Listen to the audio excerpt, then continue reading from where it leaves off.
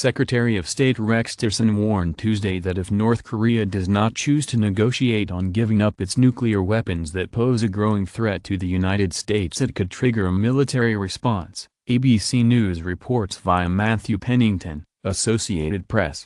The United States and its allies held a meeting to discuss further sanctions against North Korea and ways to implement more aggressive sanctions. 20 nations sent diplomats to Vancouver to discuss North Korea's sincerity over recent talks with South Korea and the DPRK's nuclear program.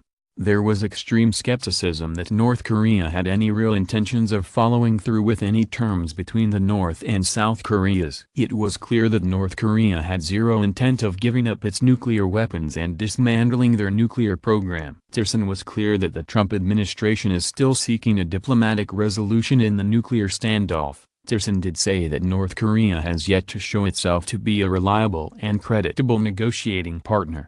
We all need to be very sober and clear-eyed about the current situation. North Korea has continued to make significant advances in its nuclear weapons through the thermonuclear test and progress in its intercontinental missile systems. We have to recognize that the threat is growing and that if North Korea does not choose the pathway of engagement, discussion, negotiation, then they themselves will trigger an option. Kang Kyung-hwa, South Korean foreign minister, said its talks with North Korea, leading to the North's participation in next month's Olympics being hosted by the South, are a significant first step towards restoring inter-Korean relations. She went on to admit that despite the talks, North Korea has yet to show any intention to fulfill its obligations on denuclearization of the Korean peninsula.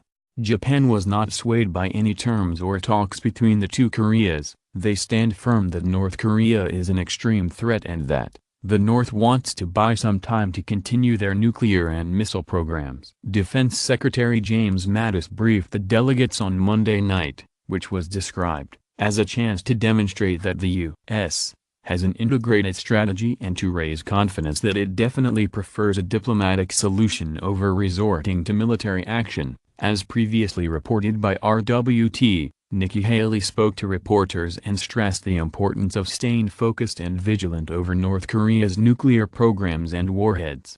We will never accept a nuclear North Korea. This is a very dangerous situation. The United States is not letting up on the pressure to end North Korea's nuclear weapons development. We can destroy them, too. If North Korean leader Kim Jong-un were to launch a nuclear attack on the United States, it is not going to be the United States that is destroyed. The whole situation is a complete storm that could have severe consequences on North Korea should they continue to threaten the United States and our allies.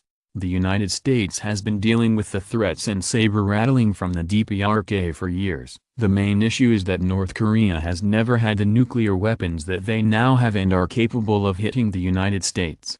So what happens from here? That is anyone's guess. This could go on for years to come should the United States choose to allow North Korea to keep their nuclear weapons, though there is no indication that this is even a possibility.